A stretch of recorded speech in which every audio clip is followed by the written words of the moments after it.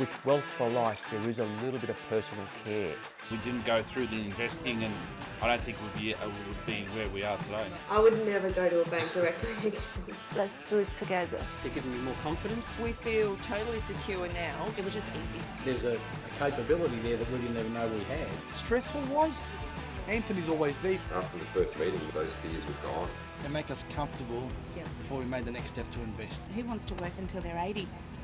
Seriously. We actually have seen the benefits. It's like nothing's changed, but we're getting wealthier every day. They've laid out the plan out for the next 20 years and Looks great. And I know exactly where I'm going. They really are the real deal. We feel included. I'm able to retire at a very younger age. We're in the process of building our dream home after 18 years being stuck in the one home. Financial independence for us and for our children. Build something for our son, Rocco. And set up our kids' futures as well. Set themselves up for life. They were amazing. So certainly will make a big difference to you. They changed our lives. We feel included. Go to Wealth for Life. Full stop.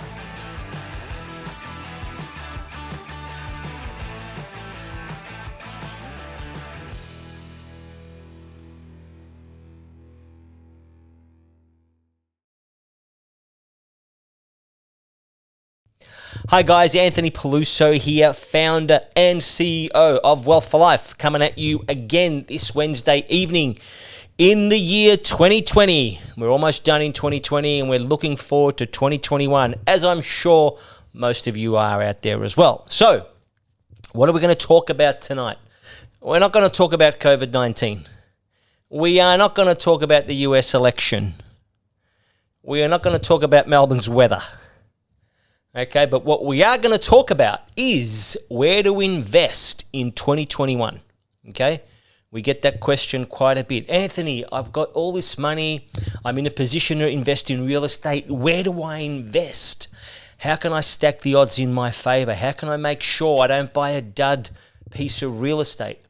How do I know I'm going to get really good capital growth? How do I know I'm going to get really good cash flow? How do I know my properties are going to perform? My portfolio is going to grow and perform? Very important question. So we're going to cover that tonight, okay? So when you look at real estate, and this is something that took me a while to understand as well, and now I make sure I get it out of all the people we work with, right? It needs to be part of a bigger picture, okay? Don't think one property, two properties, three properties, because it's not going to really change your life much. Okay, now you may be surprised to hear that. It actually isn't. If you understand how real estate works, one or two properties, three properties, it's not going to improve your life that much, okay? You need to think on a much, much larger scale, okay? Why are you looking to invest? Why? Keep asking yourself that question. Why am I doing this? Why do I want to do this? What is it in my life right now that I need to handle, that I need to improve, that I'm dissatisfied with? It could be your finances, it could be your income, it could be that you want to pay the mortgage off on your home, right? It could be that you're paying a lot of tax. It could be that there's not enough money left at the end of the month. It could be that you're heading to retirement and you don't really have a safety net, so you're depending on one income, right? And it could be that you've only got one income stream. So you need to really know why you're looking to do this, because you don't want property. Okay, I keep saying that to people. You don't want property. You want what property can give you, all right, or what it can potentially give you. So you need to understand, why are you doing this? Okay, what is it that you want to eventually achieve with regards to real estate? Because if you don't know why you're doing it, it makes no sense to do it, because you won't know where you're going to end up. You won't know how many properties are enough. You won't know how to turn that equity or those properties into cash. You won't know your exit strategy. You won't know when and how to handle the tax and along the way. It's really important to make sure you think big and you have the big picture in mind first, okay? Now, it could be something along the lines of, listen, I plan to stop working in 15, 20 years, as an example. And I want to have a passive income, okay, income that continually comes into your bank account without you having to trade time, energy, or resource for it, right? So it's a repeat income, right, that comes into your bank account every year for the rest of your life. So what do you want that to be? Now, take some time to calculate that. Don't come and tell me that you want $60,000 a year. Nobody, I don't care who you are, nobody wants to live on $60,000 a year, okay? That's the lazy answer. Nobody wants to live on $90,000 a year, right? That's also another lazy answer. That tells me you haven't done your homework. You don't know the cost of living. You haven't factored inflation into it. And you're being selfish. You're only thinking about yourself, okay? I just want enough money for me. I don't care about my partner. I don't care about my kids. I don't care about, the people around me. I don't care about my charities. I don't care about contributing to the world. I don't care about my church. You care for yourself and yourself only. Okay? 60,000, 70,000, 80,000, that's not even going to help you, let alone your partner, let alone your kids and the things around you, right? Right now, most of you are working, okay? So you've got 8 hours a day, 5 days a week that's occupied with work, okay? So you probably don't have a lot of time to spend because you're busy working, right? When you stop working, all of a sudden you have an extra 8 hours a day, right? You wake up in the morning, you're like, okay, what do we do today, honey? Let's go get some breakfast. You're down at your local cafe, bang, $70 for some breakfast, okay? You throw a few coffees in there, breakfast, and half of it's left on the plate. So you're looking at around $60, $70, okay? So you've got to understand that when you stop working, you have more opportunity, more time to spend money.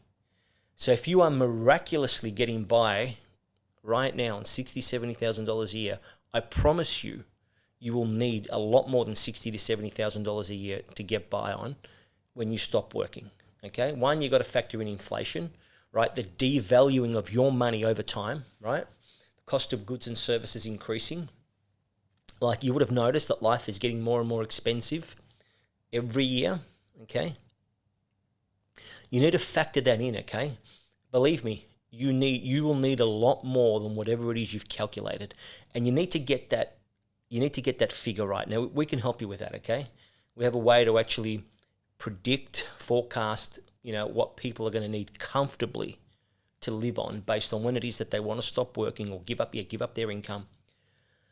Taking all the things into account, such as inflation, such as, what's expected based on people right now that are stopping, that are no longer working, how they're getting by. So we have all that data because it is different. When you stop working, life does change, okay?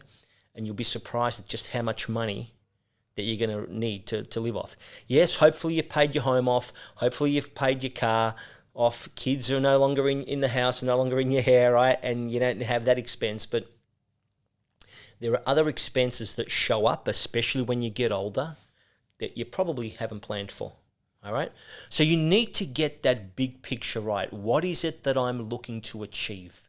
From investing in a real estate portfolio, in a share portfolio, what is it that I'm looking to achieve financially? What's the end game look like? Because it's like getting into a car. If you don't know what the end result is, it's like getting into a car and just driving anywhere.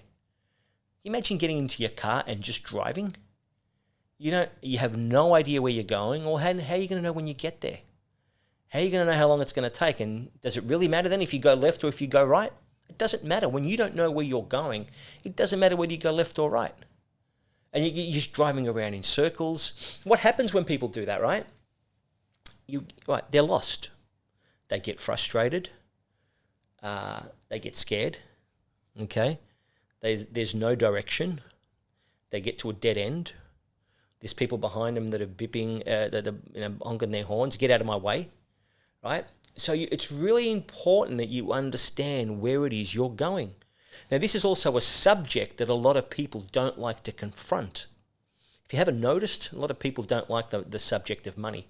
They think they do, but a lot of people haven't confronted this, okay? So you need to really understand what it is you want to achieve and where it is that you're going. That's the first thing. Then we can get into all the sexy stuff like real estate and property and how to create that wealth. But you've got to understand what it is that you're looking to achieve.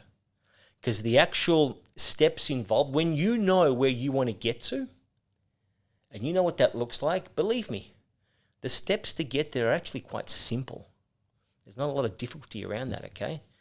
It's when you're driving blind, that's the challenge. That's the difficult part. If I know that I was getting in my car and I was driving to your house, it wouldn't be that difficult. I'd just follow the exact steps to get there. I'd punch in your address on my GPS. I follow that blue line. I'm never surprised that I get to your house, and hardly even more surprised that I get there on time, right? And that's the same thing with regards to financial planning. You need to have a destination, right? And it doesn't mean that you need to stop working. It doesn't mean that you need to get rid of all your assets. But you need to have an exit. Everything has a start, like a middle, and an end. Everything. Okay? So you got to know what the end looks like. The end could be that you stop working and you live off the residual or the passive income. The end could be that when we check out of planet Earth, you hand over the assets to your loved ones, to your kids, right? So it could be that you hold on to all your assets, right? And you just live off the cash flow. So there's an exit strategy that you must have, or you're never really going to know when you get there, when you achieve it, okay? Because when you understand what it looks like, it's so much easier to achieve. And the pieces and the steps that are involved to help you get there are much easier to see.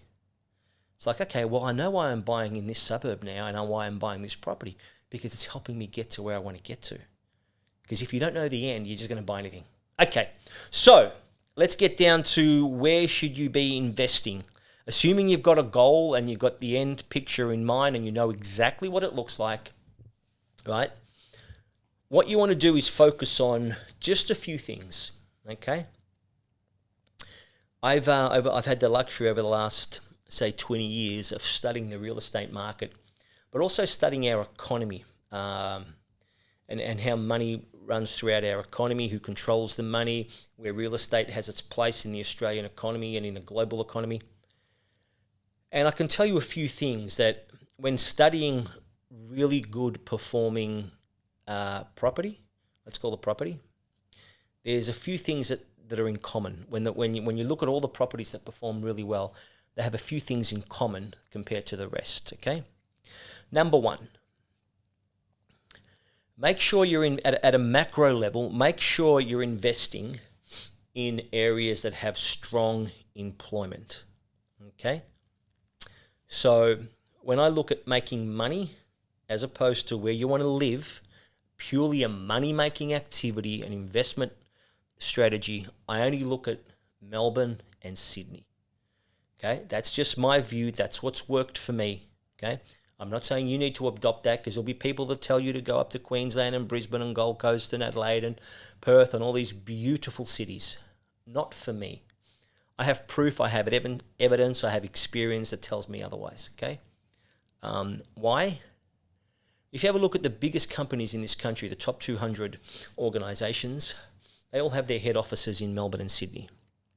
If you look at the greatest density of population, it's up the eastern seaboard, okay? Beautiful places like Queensland and Brisbane, they're great if you want a lifestyle choice. Yeah, you want to retire up there, you want to go up there and live up there and enjoy the beautiful weather, great. They are beautiful cities.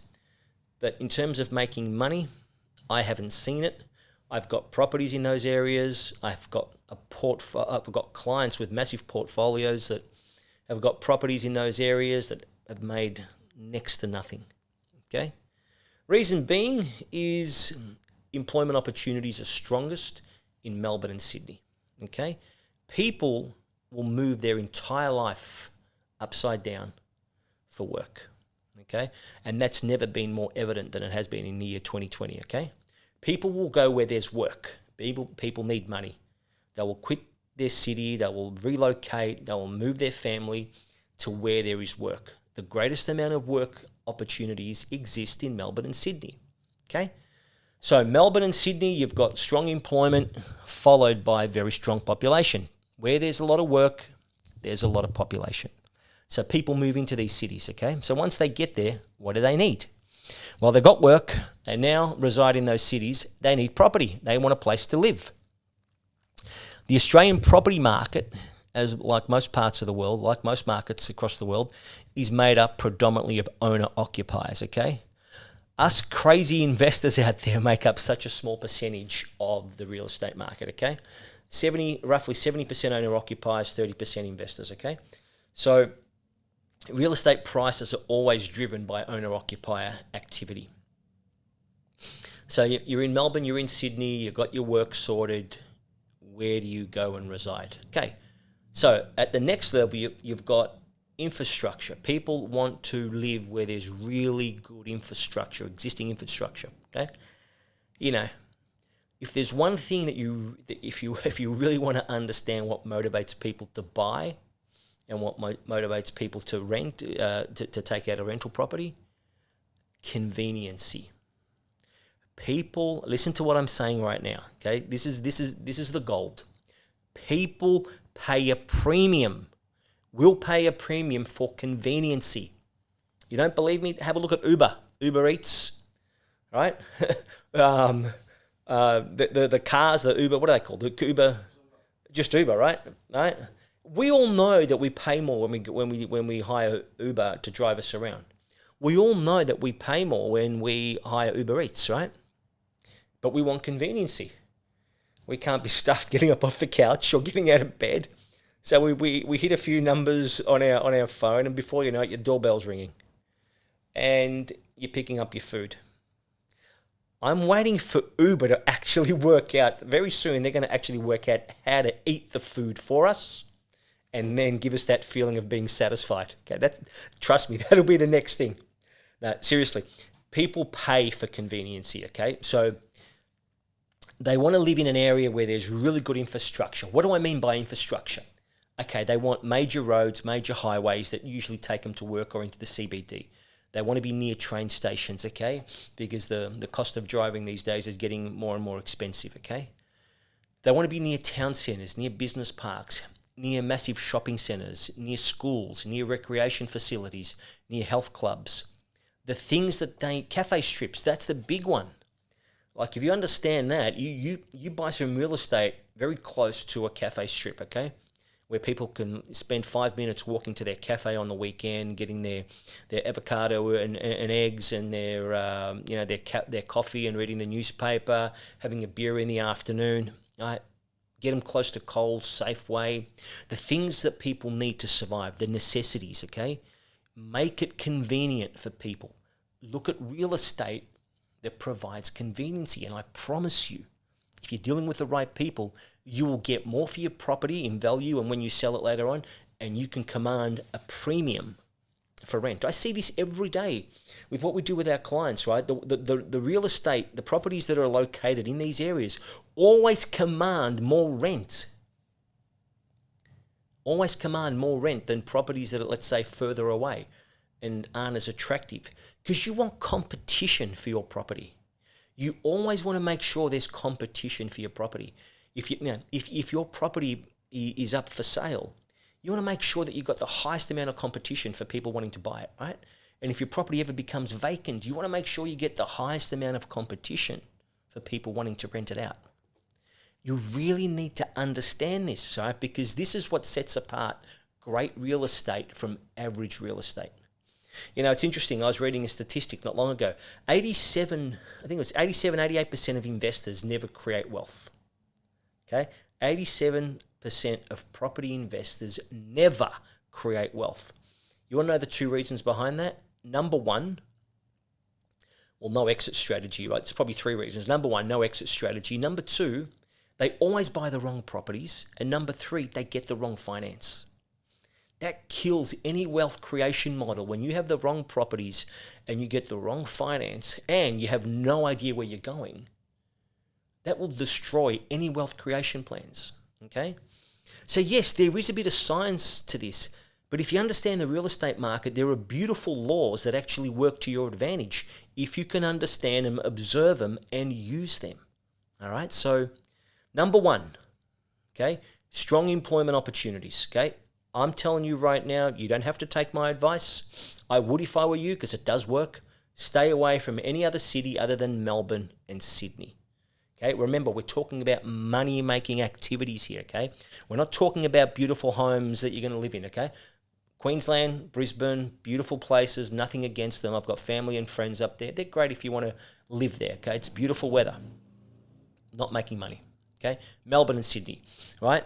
You want employment because employment will pull in population. Once population is there and it's crowded and it's overcrowded, which is a good thing, there's competition for real estate. Where do people want to live? Existing infrastructure. Conveniences, okay? They want to be able to get to all the things that they need within 5-10 minutes max. Okay, and preferably without getting into a car either. Okay, so if they can walk there, even better. That's the third thing. The fourth thing, and this is the X factor, okay? Where there's going to be planned infrastructure. There are so many examples where people have bought in areas where there may not have been a lot of, there's infrastructure there, but there's more infrastructure coming in, okay? Now remember, I'm not saying you go live in an area where there's nothing, okay? Because infrastructure, if you listen to what I've just said, the third factor is you need existing infrastructure, right? But if you understand where planned infrastructure is coming along, this is where you get the edge, that competitive advantage over other investors, okay? So pay attention to where the next Westfield shopping town is coming in. Pay attention where the new billion-dollar hospital is going to be built. Pay attention where they're revamping all the roads. Pay attention where, because new infrastructure usually means more jobs, okay? More jobs means, correct, more population, okay? So have a look at where there's new infrastructure going in. Now, you can usually get this. Councils and municipalities will tell you this when the governments announce the budgets. I think it's at the end of May every year. You can start to see where the money flow is going, where they're spending, where their attention's at. Have a look at private equity where they're spending money. This could, our clients have made a lot of money by understanding these four factors and adopting these four factors. Okay, so look at employment, look at population, look at existing infrastructure, and then look a little bit harder to get your head around, but look at planned infrastructure. Okay, where's the money going to be spent? When is it going to be spent? What's that going to do to the area? Okay, you can really find those needles in a haystack there and do very, very well financially from your investments, okay, if you understand those four factors. Now, at a much, much deeper level, you also need to understand things like demographics, okay? The demography of, is that such a word? I just think I just made up a word. But the demographics of people in those areas, okay? So let me give you an example. Here we are in 2020. Very, very few of our clients have actually had their properties become vacant or have had tenants not be able to pay their rent, okay? Out of a massive database of clients and a massive portfolio of real estate, I think maybe 4 or 5. Over a 9-month period, I think that's incredible. Okay, and I'm talking 4 or 5 tenants. So you need to understand the demographics of where you're going into. Let's pick a suburb like South Melbourne as an example, right?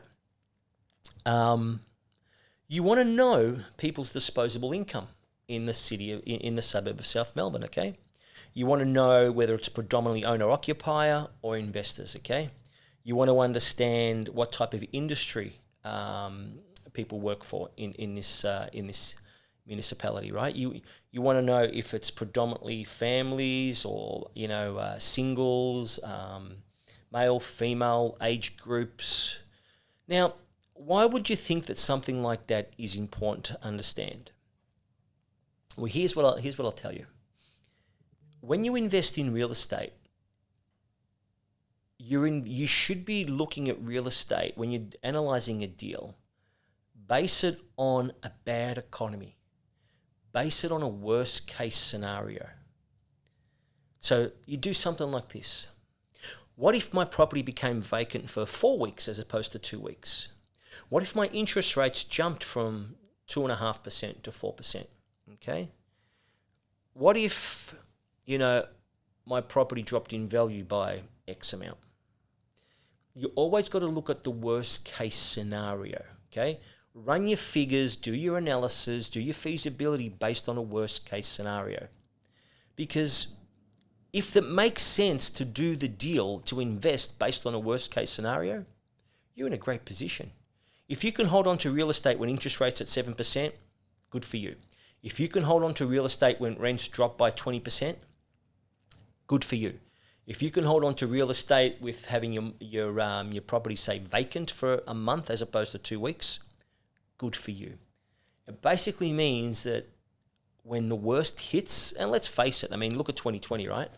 But, property operates in cycles, okay? You're going to have the top of the market, you're going to have the bottom of the market, you're going to have a declining market, you're going to have a rising market, right? You need to understand that, and you need to have strategies in place to be able to handle that, okay? But if a deal looks really, really good during in a bad economy, when you're using a worst case scenario, it's going to look incredible during a great economy, okay? So you need to insulate yourself. So understanding the demographic of people that are either going to be buying your property or renting your property is very important. Because you want to, and disposable incomes is a big one, right? Most people will not spend more than 30 to 33% of their gross income on rent or a mortgage, okay? And if you require them to do so, they will probably not rent your property or default on a mortgage or default on their rent, okay? Banks understand this. That's why they don't lend you above you having to 30% of your income. If your mortgage repayments are going to require more than 30 to 33% of your income, banks will decline the loan. It's one of the first things they look at, okay, from a serviceability perspective and a debt to service ratio, right? So, service income ratio. So make sure that you understand the demographics of where you're going in there. Don't just launch into a particular area and kind of hope for the best, okay? Because if you find the right properties, right, and by right properties, I'm talking about you understand who's going to rent your properties out, what their disposable incomes are going to be, what's the maximum you can command for in rent. If people lose their jobs, as an example, what's it going to do to your piece of real estate? Do you have people that work in an industry where they potentially are at higher risk of losing their job because of that industry? If that's the case, what's that going to do to your properties, right? Could you afford to have your properties vacant for 5 months? Okay, so this is where, with our clients, we put part of what we do as part of our risk management strategy. We put a lot of buffers in place. We insulate our clients so they're not flying so close to the cliff, right? You don't want to be hanging off the edge of a cliff, right, every month. So this is part of careful planning. This is part of very strategic planning. And always looking at things from a worst case scenario, right? Always expect the best, because then you get the best. But you should just plan for the worst, right? So you don't get the worst. If you've planned for it, you'll never see the worst. You'll never experience it. Does that make sense? It's only when you don't plan for the worst will you experience the worst, okay? Because if you've put things in place, it ain't going to hurt you. You're not going to see. You're not going to worry. You've got things in place that will handle a bad economy. Others that don't have things in place, they will see nothing but a bad economy. And usually they'll even see a bad economy when the economy is good, right? So understanding the demographics of people in the area, because this is a game of people. This is a game of people. It's people that buy your property. It's people that rent your property. It's people that put money into your bank accounts. Money goes to people, okay? People that have great ideas, people that want to invest, people that want to grow, people that want to expand and contribute, okay? So understand the people in a particular area and you'll stack the odds in your favor, all right? So guys, hopefully you've got a lot out of that. Where to invest in 2021? God, it sounds weird, doesn't it? 2021. 2021.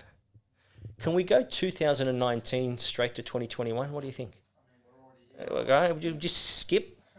Oh, what happened to 2020? Oh, we must have missed that year. Right? Nah, it's not all that bad. It's not all that bad. So, have a look at they're the areas, guys, that's the advice I would give. It's worked for me for the last 20 years. It's worked for our clients that follow that strategy and adopt those principles. and it does take the guesswork out of investing. Okay. Now again, whose experience am I coming from?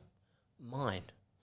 Okay. I'm not saying that you don't have to agree with this. I'm just giving you my viewpoint. I'm just giving you my experience. Doesn't make it right for you. It just makes it right for me. It's worked for me. Okay. It's worked for all of my clients that actually adopt that blueprint, that model. Okay. You may have found something else that works for you, and if you've been successful at it and gotten results, hey, that's incredible. Well done. Because at the end of the day, it's all about results, right? As long as you're doing it ethically, morally, you're keeping your values in check and you're not hurting anybody, that's what counts. All right. So thank you for tuning in. Thank you for listening. Again, really appreciate your feedback and your questions. Great questions. Hopefully we get a chance to answer all of them. Keep hitting us up on social media, Facebook, YouTube, Instagram, Twitter, LinkedIn. Are we on Rumble yet? And Gab Pro and all these different Parler, MeWe, TikTok. We're on TikTok? Is anyone dancing yet? People, we're dancing on TikTok. Really? A little bit of dance. Oh my God, my kids love that TikTok stuff. They're always doing a video on talking about my kids. I just hit us up on social media, guys. Listen, it's going to be a really good year ahead. Okay, I'm seeing a lot of great things already that are about to launch in 2021. Okay. It has been a hell of a year. I get that. And I feel for every single person on this planet and every single person in this country. I love people. If you haven't noticed that, I love people, okay? It's the best thing about what I do. Every time I wake up in the morning and go to bed at night, it's the people that I interact with in between. I would hate life if it wasn't for people. I love dealing with people, okay? And I really do know what we've all gone through this year. I see it on people's faces. It's been heartbreaking at times. But, I just want to reassure you guys that hang in there. Hang in there. There's better things ahead. There really is better things ahead. And, I just want to acknowledge every single one of you that have gone through this, that have made it through the last 11 months, in 2020, and I understand. I feel for you guys. It's been tough. It's been challenging, and I know a lot of you guys have wanted to quit, and you haven't quit, and well done. Well done.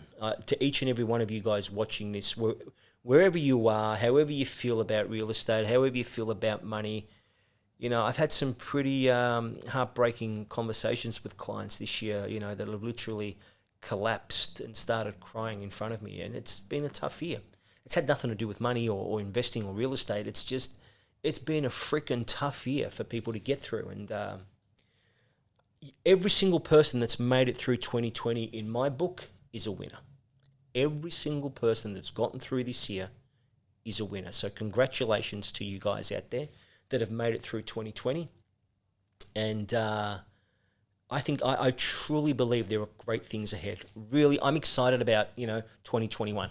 Okay, here we are halfway through November. Super excited about 2021. And thank you for watching throughout the whole year. We haven't stopped doing this. We keep just bringing you information, okay? It's all about knowledge, sharing our experience, sharing our knowledge, so you guys out there don't make the mistakes that I've made when I first started, okay?